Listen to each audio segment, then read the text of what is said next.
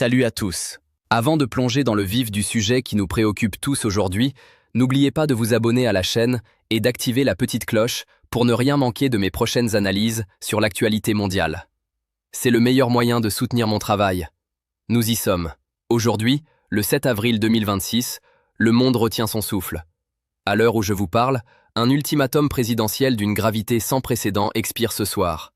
Donald Trump a été clair. Soit Téhéran plie, soit c'est l'escalade totale. Mais ce n'est pas seulement une affaire de missiles. Entre le blocus du détroit d'Ormuz, une guerre commerciale brutale sur les médicaments et des élections de mi-mandat qui approchent, les prochaines 24 heures pourraient redéfinir l'ordre mondial pour la décennie à venir. On déballe tout. Restez bien jusqu'à la fin, car ce qui se joue derrière les rideaux de la Maison-Blanche dépasse tout ce qu'on a vu jusqu'ici. Le front militaire, l'ultimatum Power and Bridges. Le premier dossier, le plus brûlant, c'est l'Iran. Depuis le déclenchement des hostilités le 28 février dernier par des frappes israélo-américaines ciblées sur des infrastructures de défense, le conflit a atteint un point de non-retour. Téhéran a riposté en appliquant sa menace ultime, paralyser le détroit d'Ormuz. Pour ceux qui ne visualisent pas, c'est le robinet du monde, un goulot d'étranglement par lequel transite 20% de la consommation mondiale de pétrole. La réponse de Trump ? Elle est tombée sur Truth Social avec la brutalité qu'on lui connaît. Open the strait, or you'll be living in hell. Ouvrez le détroit, ou vous vivrez en enfer. Le président a baptisé ce jour le Power Plant and Bridge Day. Pourquoi ce nom ? Parce que la stratégie a changé. On ne parle plus de frapper uniquement des bases militaires. L'ultimatum qui expire ce soir à minuit vise les infrastructures civiles duales. Si le blocus n'est pas levé, les États-Unis prévoient de frapper les centrales électriques, les ponts majeurs et les réseaux de distribution d'eau. L'idée est de provoquer un effondrement interne du régime en rendant la vie quotidienne insupportable. Mais attention, le risque est immense. Une frappe sur le réseau électrique iranien, c'est paralyser les hôpitaux, couper la chaîne de froid alimentaire et plonger 85 millions de personnes dans le noir. C'est une méthode de guerre totale qui fait trembler les chancelleries européennes. De plus, l'AIEA s'inquiète. Des frappes à proximité de sites comme Bushehr pourraient entraîner des fuites radioactives. Le monde n'est plus dans la diplomatie, il est dans la chirurgie militaire à vif, sans anesthésie. L'onde de choc économique, le pétrole et la panique des marchés. Vous l'avez remarqué à la pompe ce matin. Si Trump passe à l'action aujourd'hui, le prix de l'énergie ne va pas seulement augmenter, il va exploser. Le baril de Brent s'est déjà installé autour des $110 et le WTI américain a dépassé les $112 hier. Mais ce n'est que le début. Les analystes de Goldman Sachs et de JP Morgan prévoient un scénario catastrophe. Un baril à $150, voire $180, si le conflit s'installe sur la durée en ce mois d'avril. Qu'est-ce que ça change pour vous concrètement ? Le prix de l'essence. On parle d'un gallon à 5 ou 6 $ aux États-Unis et d'un litre d'essence qui pourrait dépasser les 2,50 € en Europe. L'inflation alimentaire. Le pétrole, c'est le coût du transport. Si le carburant double, le prix de votre panier de courses suit mécaniquement. Le crash boursier. Les marchés détestent l'incertitude. Si les frappes commencent ce soir, attendez-vous à une chute brutale des indices mondiaux, CAC 40, S&P 500, dès demain matin.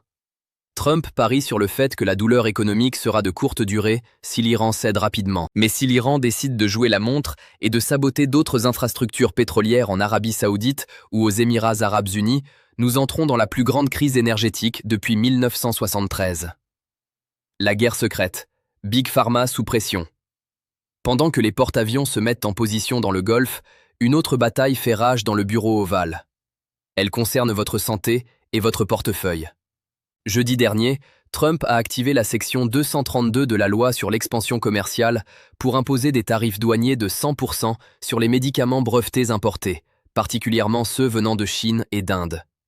C'est une application ultra-agressive de la doctrine America First. Le constat de la Maison-Blanche est simple. L'Amérique ne peut plus dépendre de l'étranger pour ses médicaments essentiels. Trump veut forcer les géants pharmaceutiques à relocaliser leurs usines sur le sol américain. C'est ce qu'on appelle le onshoring. Le chantage est clair. Option A. Les laboratoires rapatrient la production aux USA et créent des emplois locaux. Option B. Ils continuent d'importer mais paient une taxe de 100%, ce qui rend leurs produits hors de prix. Le wild card. Trump propose d'annuler cette taxe si, et seulement si, ces entreprises acceptent d'aligner leurs prix de vente aux États-Unis sur les prix les plus bas pratiqués en Europe ou au Canada. C'est un séisme pour Big Pharma. À court terme, le risque de pénurie est réel. Si les chaînes d'approvisionnement sont rompues, certains traitements contre le cancer ou le diabète pourraient manquer dans les officines américaines d'ici quelques semaines. Mais Trump s'en fiche. Il veut casser le monopole des prix de l'industrie pharmaceutique, quitte à créer un chaos temporaire. Le calendrier politique. L'ombre des midterms 2026. Rien de tout cela n'est un hasard de calendrier. Nous sommes le 7 avril 2026. Dans quelques mois, les Américains voteront pour les élections de mi-mandat. Actuellement, les sondages ne sont pas bons pour le camp républicain. L'érosion du pouvoir d'achat et les tensions sociales pèsent lourd. Trump applique une vieille recette politique, la diversion par la force. En se posant comme le défenseur de la sécurité mondiale face à l'Iran et comme le protecteur des consommateurs face aux laboratoires, il reprend l'initiative. Il veut transformer l'élection en un référendum sur sa force de caractère. S'il réussit à débloquer le détroit d'Ormuz sans déclencher une guerre mondiale, il sera perçu comme le génie de la négociation musclée. S'il échoue, il aura précipité l'économie mondiale dans une récession noire juste avant le vote. C'est un tapis vert. Il mise tout sur sa capacité à faire craquer ses adversaires avant que le premier missile ne soit tiré. Les conséquences géopolitiques. Une rupture avec l'Europe ? L'autre grande conséquence, c'est la solitude des États-Unis. Aujourd'hui, l'Union européenne, menée par la France et l'Allemagne, refuse catégoriquement de soutenir des frappes sur des infrastructures civiles iraniennes. On assiste à une fracture historique au sein de l'OTAN. Si Trump passe à l'action aujourd'hui, les États-Unis pourraient se retrouver isolés diplomatiquement. La Chine et la Russie ont déjà prévenu qu'elles ne resteraient pas les bras croisés si leurs approvisionnements énergétiques étaient menacés par une intervention américaine. Nous ne sommes pas seulement face à une crise régionale, mais face au risque d'une confrontation entre blocs. Le monde multipolaire de 2026 est une poudrière, et Trump tient l'allumette. Conclusion, le monde de demain. Alors, que va-t-il se passer si Trump passe à l'action aujourd'hui ? À court terme, c'est le chaos.